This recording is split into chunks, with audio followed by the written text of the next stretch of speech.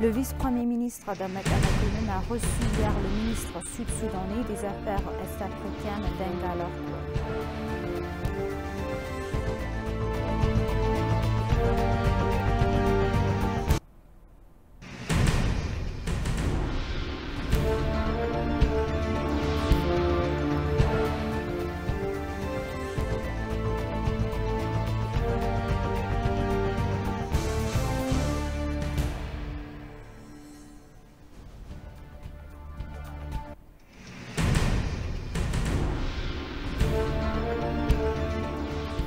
Bienvenue chers téléspectateurs, c'est Aline Taibaro avec le journal du 5 octobre.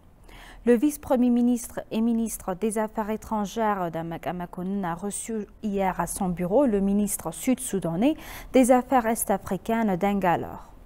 Les deux parties ont discuté de la paix et de la stabilité régionale ainsi que la crise soudanaise selon le ministère des Affaires étrangères.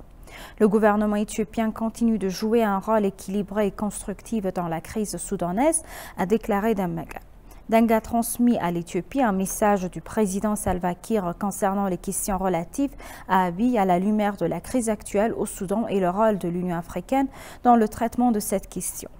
En ce qui concerne les questions liées à Abiy, Damak a souligné que l'Éthiopie était favorable à ce que cette affaire soit traitée de manière pacifique et qu'elle continuerait à jouer un rôle constructif dans la région.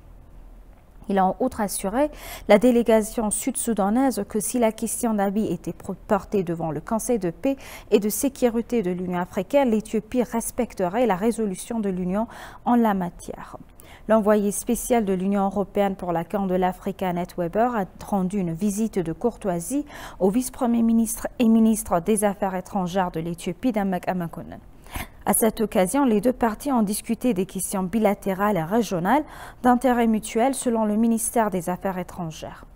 Pour sa part, Damak a déclaré que l'Éthiopie accordait une attention particulière à cet lien avec l'Union européenne et que le gouvernement s'engageait à réorganiser sa coopération et à traiter les questions en suspens par le dialogue.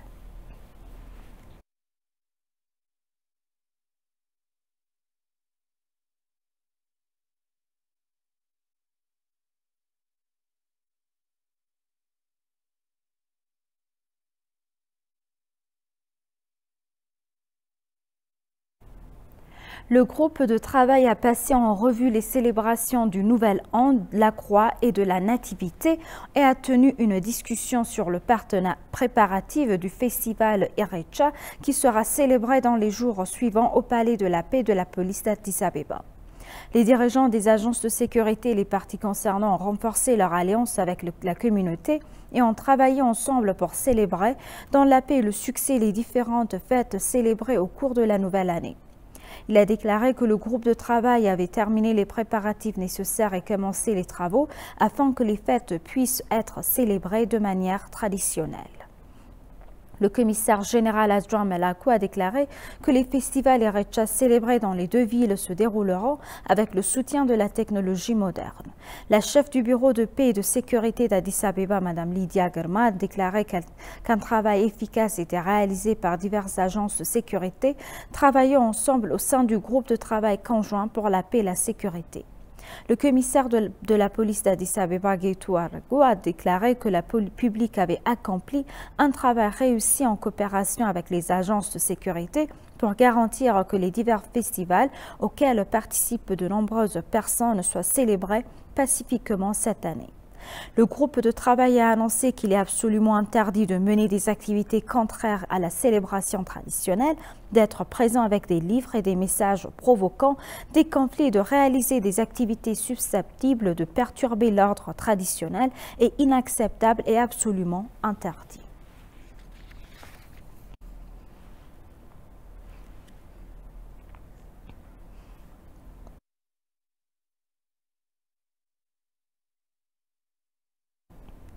Sur la base des connaissances autochtones, ils ont mis en œuvre l'idée d'intégration que l'Éthiopie dirige et ont lu des livres intitulés Addition, The Way of Integration et The Generation of Integration afin que l'idée puisse être transmise à la prochaine génération.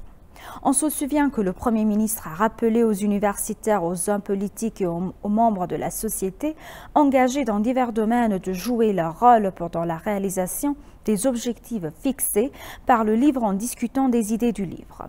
Suite à cela, l'ENA organise des forums de discussion dans diverses villes avec la participation de diverses sections de la société dans le cadre du Journey of Inclusion. L'objectif principal des forums est de renforcer l'unité et la solidarité nationale en créant une large compréhension de l'idée d'inclusion.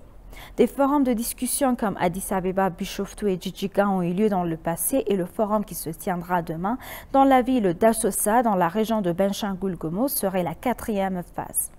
On rappelle que la 3e étape de chapitre s'est tenue dans la ville de Djidjiga, dans la région Somalie, en août dernier, avec pour le thème « L'inclusion du patriotisme contemporain ». 4 points de départ de discussion axés sur l'idée d'inclusion dans le forum ont été présentés et largement consultés. À cette époque, on se souvient que de nombreuses idées ont été soulevées qui indiquent que l'idée d'intégration et le patriotisme de l'époque pour amener le pays vers une phase meilleure avec une capacité réduite. Il est prévu que le forum qui se tiendra demain comportera un large débat avec des articles originaux axés sur le rôle de l'idée d'intégration pour la construction d'un État fort et de l'unité nationale.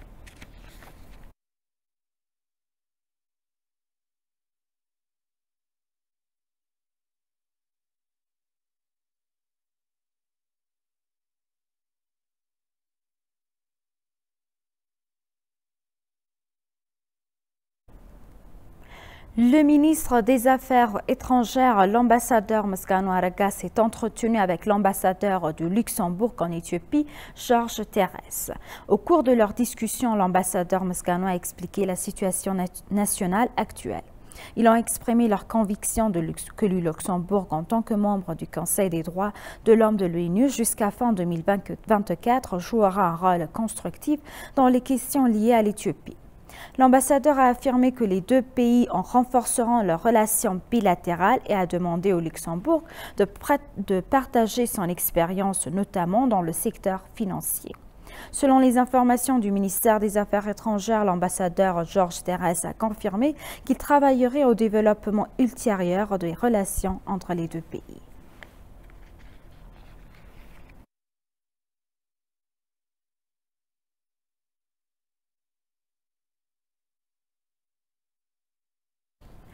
Le chef de la région Sidama, Sadita Lidamo, a reçu et s'est entretenu avec une délégation conduite par Scott Hocklander, directeur de l'Organisation américaine d'aide internationale en Éthiopie. Au cours de leur discussion, Atoseda a expliqué que de nombreux travaux sont réalisés dans la région avec le soutien de l'organisation. L'organisation les conseille également sur les problématiques sur lesquelles ils travaillent en fonction de la jeunesse, selon les informations du Bureau régional de communication. Ils ont discuté de la possibilité de travailler ensemble sur les projets qui seront axés sur la région. Le chef du Bureau régional des finances de Sidama, Ararsu Garamu, a expliqué que le rôle des organisations non gouvernementales est important pour le développement de la région. Par exemple, il a mentionné que 7 projets sont en cours de mise en œuvre dans la région avec le soutien de l'USAID.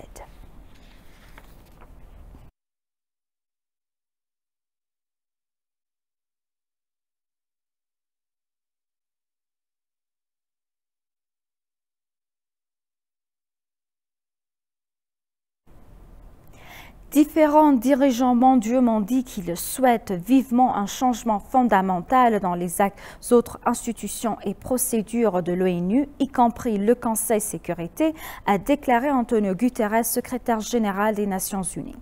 Le secrétaire général a souligné qu'ils avaient eu des discussions bilatérales avec 141 dirigeants mondiaux et qui ont participé à la 78e Assemblée générale des Nations Unies et qu'ils avaient eu l'occasion de comprendre les pensées de ces dirigeants. Ce faisant, les dirigeants ont vivement critiqué l'incohérence entre les institutions de gouvernance internationale et les réalités économiques et politiques de notre monde, a déclaré Guterres. Anna Dulou a rapporté que ses dirigeants ont tout exprimé dans une seule langue, l'importance d'inclure des solutions multilatérales pour résoudre les nombreux problèmes du monde. Les dirigeants ont également appelé à une réforme fondamentale car les institutions internationales actuellement en activité ne sont pas au service de masse.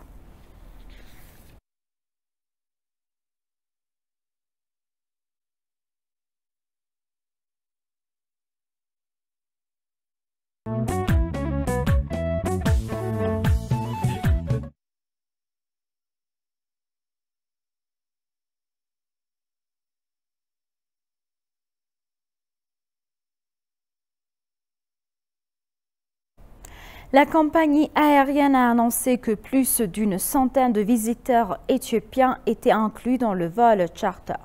Lorsque le vol a décollé de l'aéroport international d'Addis Abeba Bolé, l'ambassadeur de la République de Malte en Éthiopie à Djibouti, Ronald Mikalev, le directeur commercial d'Ethiopian Airlines, Lema Diadicha et d'autres invités étaient présents.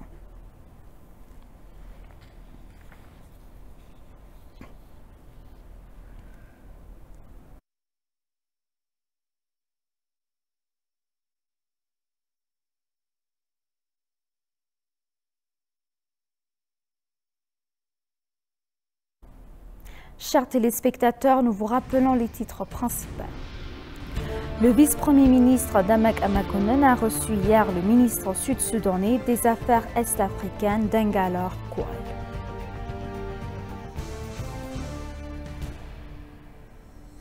Merci chers téléspectateurs, c'est la fin du journal. C'était Aline Taibaro avec le journal. Restez avec nous avec le reste des programmes. Bonne journée.